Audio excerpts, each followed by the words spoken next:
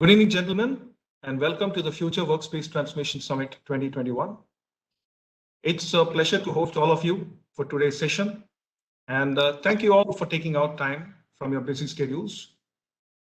Today, we are joined by Mr. Piyush Chowhan, CIO of the Lulu Group, Mr. Umesh Moolchandani, Group IT Head of Dasmal Group, Mr. Mubarik Hussain, who is the Director of IT at Bloom Holding, Mr. Vaidy Panchabikesan, Regional Sales Director at Kissflow, Mr. Prem Anand, Regional Manager at Zoho, and hopefully we should soon be joined by Mr. Alisagar, also from Zulekha Hospital. So today we are discussing the topic workspace transformation. What are the best practices and challenges? So we're looking at how workspace transformation is a long-term trend or not. Obviously, in the last 1.5 years, we have gone through a lot of upheavals in terms of how the COVID-19 the pandemic has compelled us to accelerate a lot of IT investments and go as much digital as possible. A lot of decisions which were we were a little circumspect about, we were going slow with, we had to accelerate.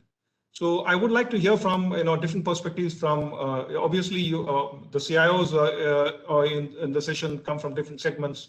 We can hear a variety of perspectives on how things have gone in their vertical, and if they are free to, obviously they can discuss some examples also, from specific examples from their case studies. So Mr. Piyush, can I start with you? How has workspace transformation been necessitated, and how has Lulu looked at it over the past 1.5 years? Sure.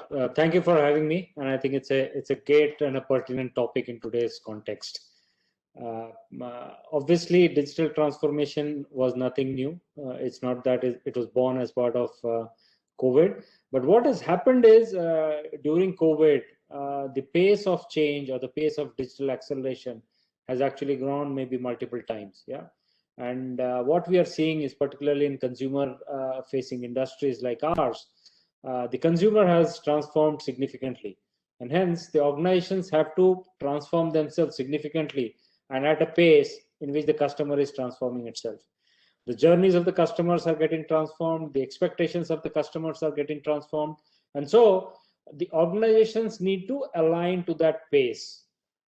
Unfortunately, most of the so-called non-digital native organizations were not used to that pace of change.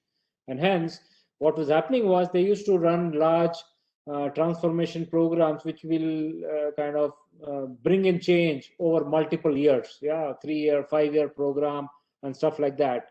Now that time luxury is gone. And since the time luxury is gone, one of the things which is needed is the new set of skills, and which is where the workforce transformation, earlier it was pivoted around technology as a key pillar.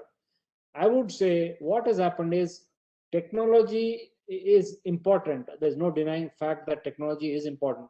But if you are not able to transform your workforce fast into the new ways of working, the pace, the agility, the digital mindset, the design thinking mindset, if all those things are not brought into play, you will not be able to get the value of those digital transformation initiatives which we are talking about. And hence it is very important that you, while you spend a huge amount of money in technology roadmaps and digital roadmaps, one of the key pillar which needs to be done is the workforce transformation. Bring in design thinking skills, bring in agile skills, make sure that the ways of working, the collaboration that is there across the organization is in a modern way. So for example, you should use digital collaboration tools. Gone are the days in which you can easily walk into a conference room with 30 people and then do a design thinking workshop. I think that day may not come in the near future, but business cannot stop. So you need to make sure that those digital collaboration tools, digital collaboration methodologies are implemented in our workforce, and you are able to get the benefit of digital. And that's how we see it, and that's how we are transforming ourselves.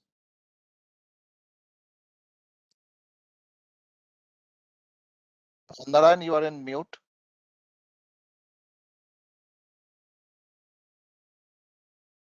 Sorry about that. Thank you, Mr. Piyush, for some good insights. Obviously, workforce transformation is a key aspect of workspace transformation as well. Mr. Mubarik, could you offer your perspective from from your organizational point of view, how you're looking at this transformation? How has it been accelerated in the past 1 year or so? Hello there, Narayan, and thanks. It's been a very interesting time in the technology space. So, as IT, we'll always promote sort of digital solutions, transforming the organization, and I think those ideas were always in place. We put in cloud-based platforms. We were looking at security platforms. We were looking at moving our workloads to cloud. We were, our ERPs were on cloud, and we had all these solutions, I would say. And what we found was in the last 1 year, that came in very, very useful because when the pandemic struck, then suddenly people were able to switch. And yes, there was a big learning curve initially, but people adapted quite quickly and were able to carry on their operations, whether across multiple lines of business, whether that's property, whether that's education, for the learning and teaching, whether it's facilities management, operations carried on.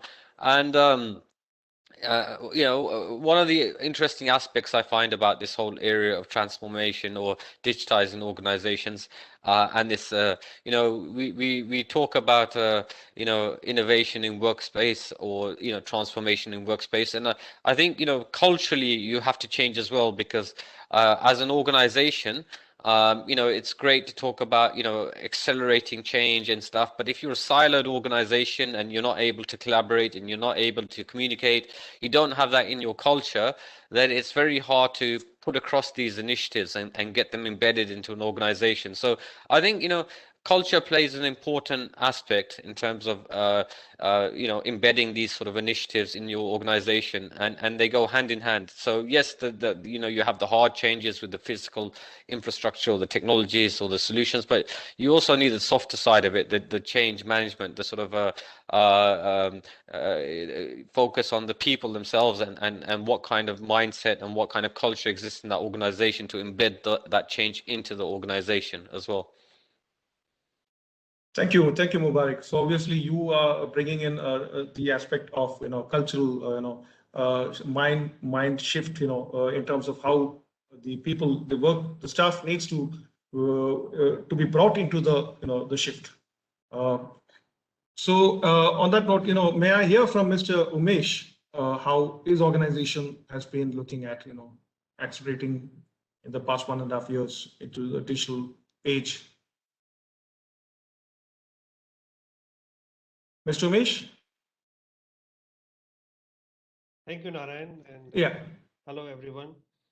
Yeah, past 1.5 years have been very challenging, and as rightly said by two esteemed panelists, that digital transformation and transformation of workforce was happening for quite few years, but the pace was quite slow. Organizations were taking their own time to transform their workspace based on the requirement, external environments.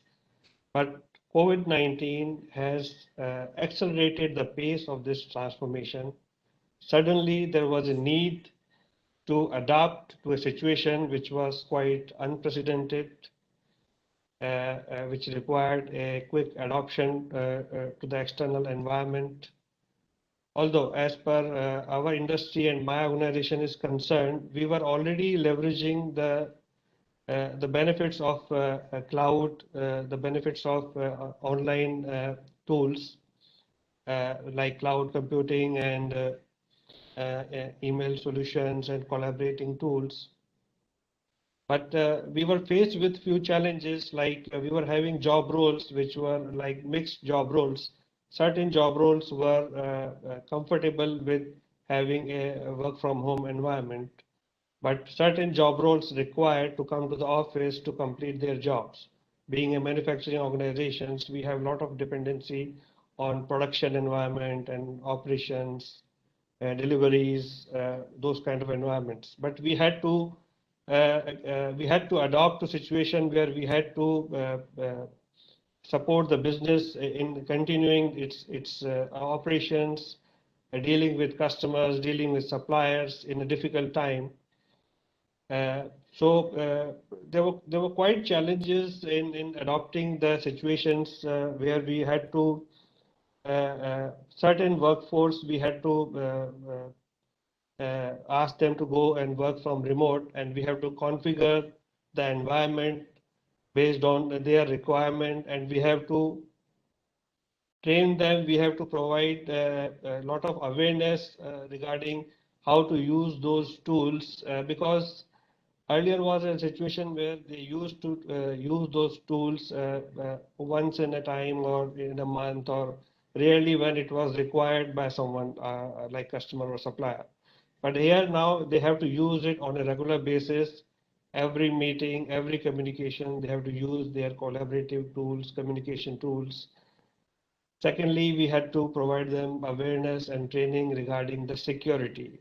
That was a very challenging environment where not every endpoint was similar or having the common configuration. Some configuration was like some people were using laptops provided by the organization. Some people were using their personal devices to continue their work. So keeping in mind the secure environment, we had to configure each and every device, taking a case by case basis and make sure that the environment of the organization, the data is secure. It is not compromised.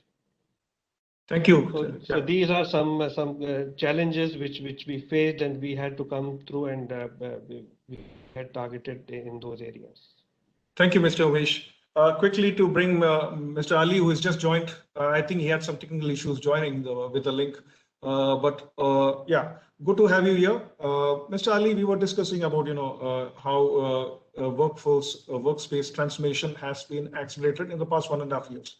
If you can just share your perspective from the Zulekha Group point of view.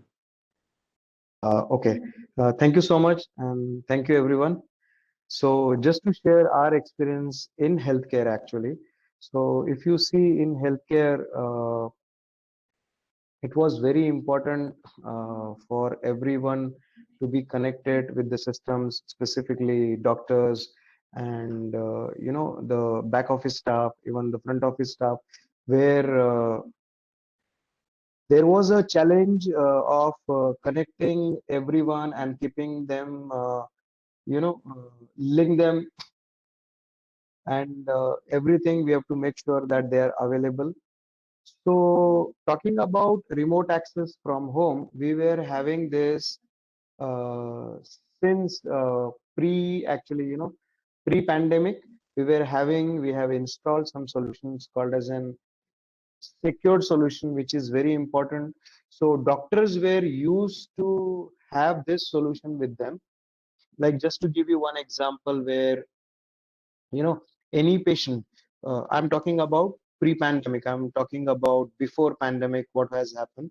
So we have given them a secured remote access to the doctors from home, even though, if they are at home taking their tree, they can prescribe medications to the patient, like checking their lab reports. So everything, whatever their reports or their medical records, so they were used to it, and quite a good amount of technology used with the secured way. We have done it with the doctors.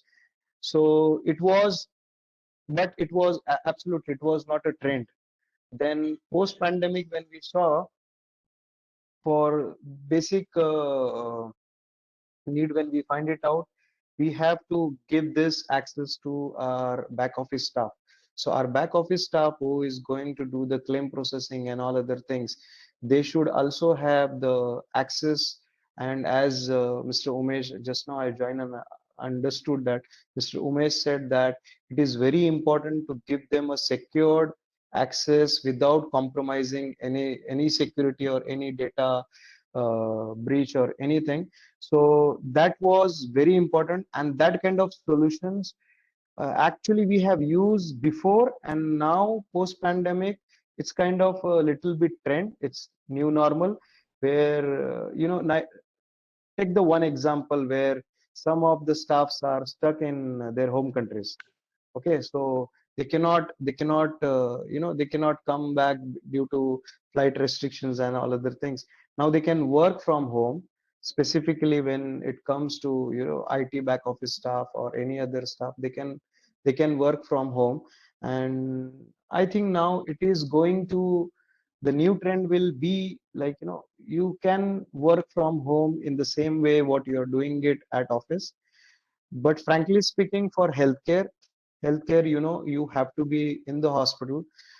Since 2020, when this started, COVID has started, we were in the hospital and we were giving support to the doctors and keeping with the technology connected doctors and the patients.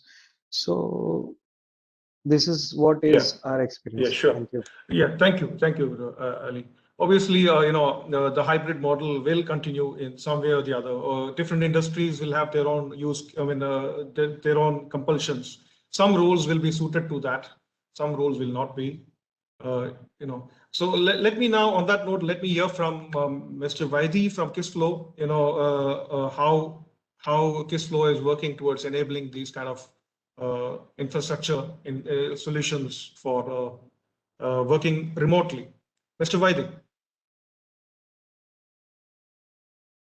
Mr. Vaidy?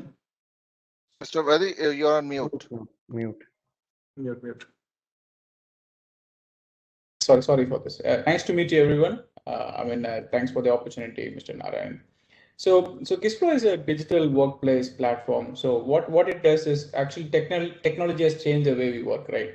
So the workplace is no longer a physical location where people come. Instead, companies, what they do, almost 70-80% of our customers, what they did is they actually adopted our platform so that it can be accessed from anywhere as long as you have a laptop and internet connection. So what it does is it's a digital workplace. It has basic set of digital tools that employees use to get work done. So it can be anything starting from instant messaging, virtual meeting tools, social media tools, and also workflows. For example, if marketing team needs to do any events, how do they collaborate and work? So it is easy to assume that any organizations at a digital workplace just because you use some components, right? But ultimately, gone are those days of intranets inside an organization. So it's a digital workplace is a cloud-based platform that allows business move work from a physical workplace to a virtual place, such as it contains all the applications inside an organizations, all data, tools, and collaborates. It's a kind of an employee experience platform where work gets done in a matter of seconds instead of taking hours. So it gives employees the access to all the digital tools that they need. It starts with collaboration, project management, process management, and sometimes actually it helps you to collaborate with your team members, right? It helps you to resolve tickets, defects, service requests coming from multiple departments. So the common misconceptions about a digital workplace is, are we really exposing anything, in the internet which is data secure, right? So which is something digital workplace prevents it. So it is actually accessed through a proper connection which may be authenticated through your LDAP or Active Directory. So it's just a collection of apps. Because your company uses dozens of applications to manage work doesn't mean that you have a digital workplace in mind. So Kissflow has been predominantly focusing on these aspects, right? Predominantly no code, where it allows the business users to develop these applications and workflows in a quick frame of mind, so that they don't need to really get into a physical meeting room, discuss certain steps. So that's the area of focus for us. We have grown phenomenally, and it will continue to be a main focus for us from a collaboration perspective. So we call ourselves as a digital workplace platform, a cloud-based one that allows employees to enable their own productivity in a faster way. Thank you, Vaidy. Mr. Prem, can we hear from you? Obviously, Zoho has been in the region for quite some time. So, and you do a lot of things, many solutions from Zoho. So can you just can you just tell us, how the last 1.5 years, the kind of, case studies with customers in terms of digital acceleration? Thanks, Narayan. So I think I would go with the very first question every organization asked themselves before the shift happened, right? The first question would be, do we have the right tools to go, or do we have the right environment to work from home? So, and with these two questions, and as far as my personal experience, and although we come from a technology company, we shifted to work from home in early February 2020, and all we could do is like, in one fine day, we woke up and we told her, okay, from today we are working from home. So that was one of the biggest things which we had is the technology, and it is powered by us as well. And since we are technology ready, everything is on cloud. We had chat, audio, video, meeting, and we didn't feel like we had to do some extra work or some extra leg to get these things done. And it was really smooth. And even the organizations which didn't have a set of tools, which I would say especially the remote tools to work from home, face some challenges. And we as Zoho, we launched multiple programs to help those organizations to figure out options to shift completely to work from home. And especially in pandemic, we collaborated with multiple governments to help people, also with multiple industries, like take it any vertical, who whenever people are facing a bit difficult to work from home or to adapt to the remote culture, we helped transform them completely to they're ready to work from a remote culture, and that is what we did. Okay, thank you so much. Mr. Piyush, I have a question for you. You are looking at, your responsibility is for a very large organization, diverse branches. So obviously, how has the shift been in terms of, you mentioned workforce transformation should be one of the key aspects also. So how has the journey been? Yeah, so obviously, I think other panelists have clearly talked about how difficult this journey would be. Yeah, it's not that because we are talking about people, unlike we're not talking about technology in which you can say that I can pick the servers which are lying in my data center, put it in cloud. I think to me that is much easier than transforming somebody who has always, let's say, worked in a physical setup, always worked on physical meetings, and then suddenly you say that now these are the set of tools which are in front of you and start collaborating in a digital context. So it is a shift because habits which people have built over years need to be unlearned, which is slightly easier, but the new skills which needs to be learned is much more difficult. And that is where I think you need to make sure that the workforce that you're looking at has to be reskilled for sure, but not everybody will make the cut. Let's be honest here. Yeah, not everybody will be ready for the new digital workforce that we are talking about, and hence the organization needs to look at really bringing in the right digitally savvy, digitally enabled workforce so that they are able to cope up with this change and then do things faster. But having said everything, it is difficult journey. We are on the path to that, and we hope that by the use of technology platforms as enablers. So obviously, technology platforms are not answers, but I think technology platforms are enablers to this journey. If you try to do it without them, your journey will be much more difficult and painful. But if you try it alongside implementation of proper workforce optimization tools, I think the journey would be much more seamless and fruitful. Okay, thank you. Mr. Mubarik, do you think this hybrid model is here to stay from your perspective, from the compulsions that you see, in the foreseeable future? Yes, absolutely. I do think so. I think just the sheer amount of time that this has been going on for leads to behavioral change. So, if the same habits are carried out week after week, month after month, and now we're going into coming up to the second year of this, people actually behaviorally will change, and you experience that, and people see that people are a lot more comfortable having their meeting online, digitally working online, collaborating online than they were 2 years ago.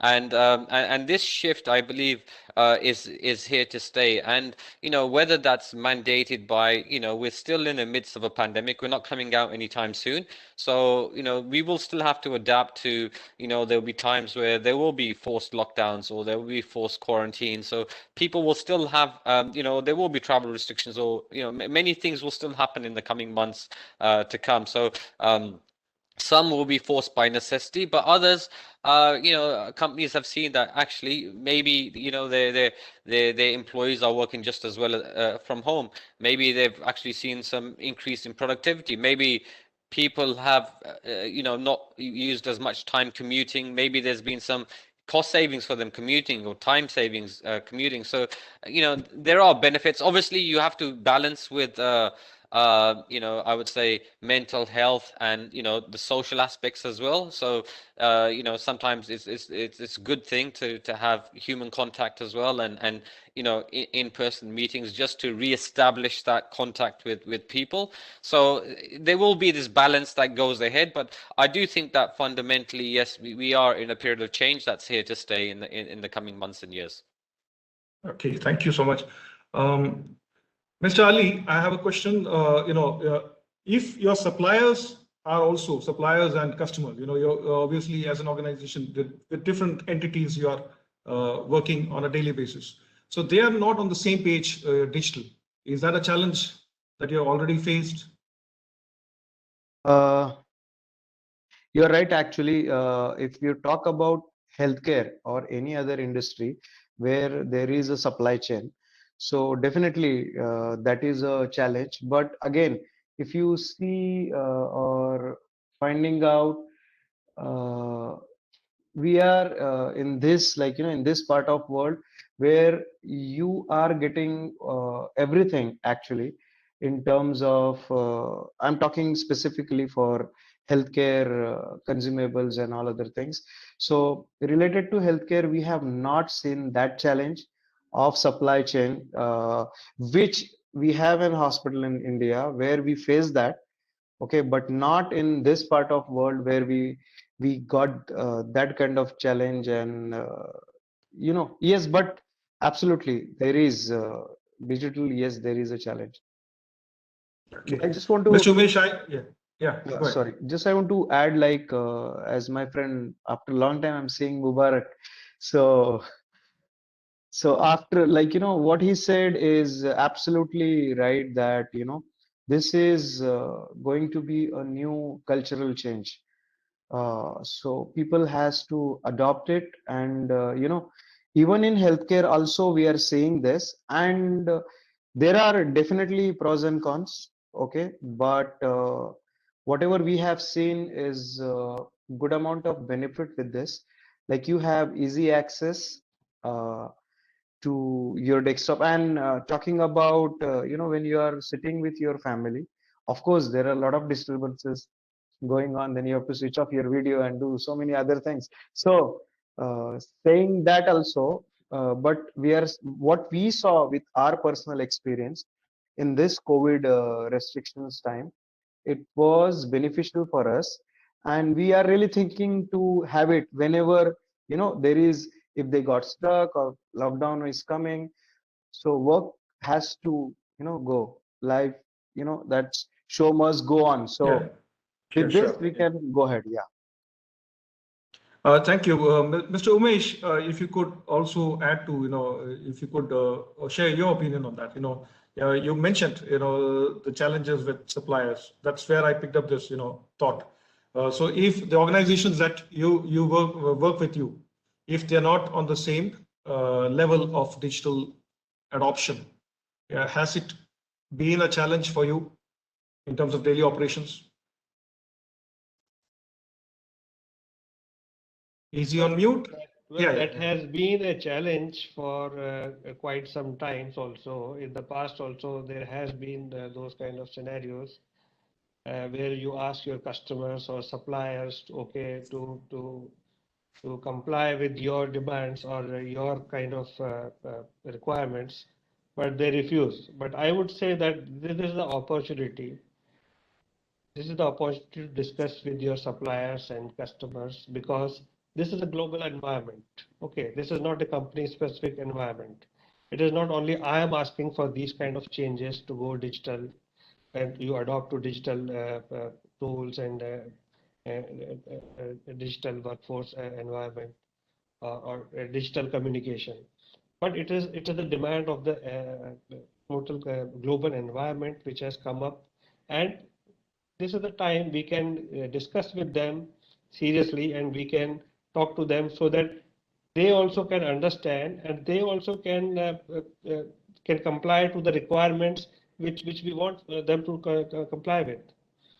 So that is my opinion, that this is the opportunity to have a discussion with them and take full out of this opportunity to create a synergy with customers and suppliers also, and take along with them, and then implement the best tools and solutions which will be beneficial for them also, which will be beneficial for us also.